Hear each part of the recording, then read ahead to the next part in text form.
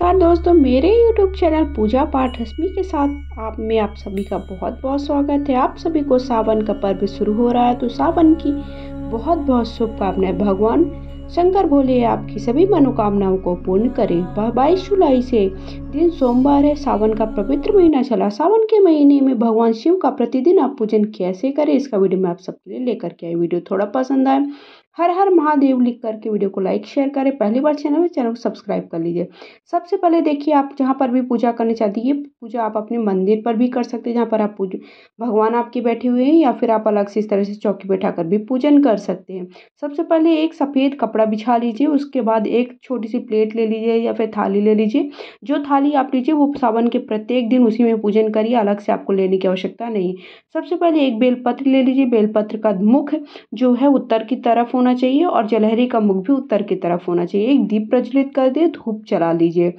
देखिए, बहुत ही साधारण पूजा बता रही हूँ, मतलब कम समय में। देखिए, कई लोग वर्किंग होते हैं जिनके पास समय नहीं होता, लेकिन आप व्रत रख रहे हैं और या फिर आप पूजा करना चाहते हैं, तो कैसे करें। एक लोटे में जल रख लीजिए, जल के ऊपर कोई भी पात्र रख कर उसमें मौसमी फल रख सकते हैं, या फिर आप यही दीपक आप वहाँ पर भी रख सकते हैं। सबसे पहले हम शुद्ध जल से स्नान करा देंगे। भगवान जो भी शिवलिंग बनाई है, आप शिवलिंग बना भी सकते हैं, या फिर शिवलिंग आपके पास रखी हुई है, एक अंगूठे की आकृति की शिवलिंग हम अपने घर पर रख सकते हैं अंदर पूजा स्थल पर। लेकिन इससे बड़ी है तो आपको पूजा स्थल में नहीं रखना, उसे बाहर रखना, मतलब कहीं पर भी आप आंगन वगैरह में रख सकते हैं। शुद्ध जल से स्नान कराने के बाद आप सबको फिर हमें दूध से स्नान कराना है। दूध पक्का हुआ नहीं होना चाहिए, कच्चा दूध ही से स्नान कराया जाता है। फिर स्नान कराने के बाद जो जल है वो जल आपको इसे तुलसी के क्यारे को छोड़ करके जो भी आपके पास गमला है, जो भी आपने पौधा लगा रखा है, वहाँ पर आप समर्पित कर दीजिए। उसके बाद हमें क्या करना है, चंदन से आप जो बेलपत्र, जो जिस बेलपत्र में आपने भगवान शिवलिंग बैठाई थी, उसी बेलपत्र में हमें क्या करना है, चंदन से इस तरह से देखिए ओम की आकृति बना सकते हैं, या फिर आप इस तरह से केवल बिंदी रख सकते हैं। लाल चंदन है या फिर पीला चंदन, जो भी आपके पास है उस चंदन का आपको प्रयोग कर लेना। इस तरह से देखिए, मैंने तीनों, कहा जाता है कि ये जो है ब्रह्मा विष्णु महेश तीनों इसी बेलपत्र में होते हैं।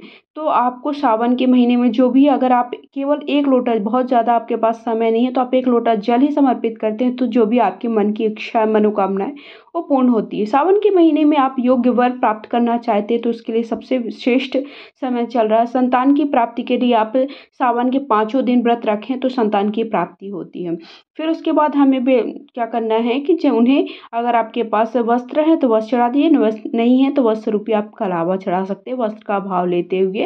फिर शिवलिंग पर देखिए, मैंने इस तरह से 3 डंडियाँ खींच दी हैं, जिसे हम त्रिपुंड कहते हैं। और उसके बाद अगर आपके पास पीला चंदन है, लाल चंदन, तो लाल चंदन भी आप चढ़ा सकते हैं। फिर उसके बाद मैंने अक्षत समर्पित कर दी, जो कि भगवान शिव को बहुत ही ज़्यादा प्रिय होता। हल्दी और सिंदूर ना लगाए। हल्दी सिंदूर मैंने केवल दीपक पर और जो कलश रखा हुआ है उस पर। आप यहाँ पर अलग से भी देखिए कलश की स्थापना भी कर सकते हैं। कलश आपके समय के ऊपर है, लेकिन मैं यहाँ बहुत सरल समय और कम समय में पूजा करके दिखा रही हूँ कि कम समय में आप कैसे प्रतिदिन की पूजा कर सकते हैं। देखिए, प्रतिदिन आपको कलश की स्थापना करना और चौकी बैठाना, चौकी में सारे भगवानों को बैठाना पॉसिबल नहीं हो पाता। उसके बाद फूल समर्पित कर दिए। फिर उसके बाद हमें बेलपत्र समर्पित करना है। बेलपत्र समर्पित करना, जो चिकना वाला भाग होता है वो बेलपत्र उस तरफ हमें भगवान शिव के ऊपर समर्पित करना होता है, और डंडी का मुख जलाधारी की तरफ हो, ये ध्यान रखिएगा।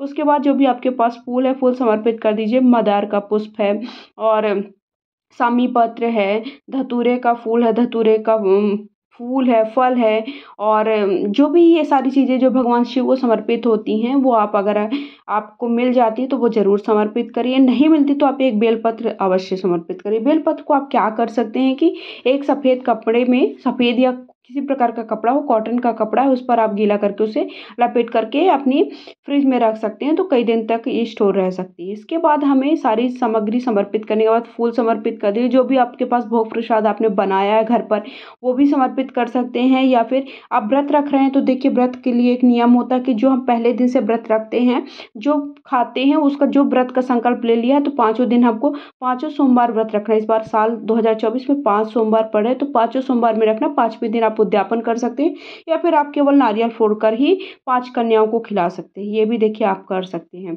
और या फिर आप किसी ब्राह्मण को यथासंभव दान दें।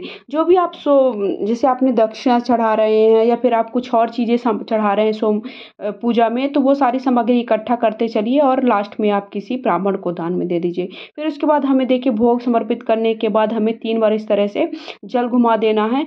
और फिर सोमवार की कथा की किताब है तो सोमवार की कथा की किताब से सोमवार की कथा पढ़ लीजिए। अगर नहीं है तो आप मेरे इस चैनल पर आप सबको वीडियो मिल जाएगा कथा का, तो वहाँ से भी आप कथा कर सकते हैं। उसके बाद हमें आरती कर लेनी, कपूर से आरती कर सकते हैं, या फिर जो आपने दीपक जलाए उसी से आरती कर सकते हैं, अलग से आपको दीपक जलाने की आवश्यकता नहीं है। तो इस तरह से हमें सावन के प्रत्येक दिन भगवान शिव जी का पूजन करना है। और जो आप अगर आपने शिवलिंग बनाई है तो आपको रात को विसर्जन कर देना। हर हर महादेव।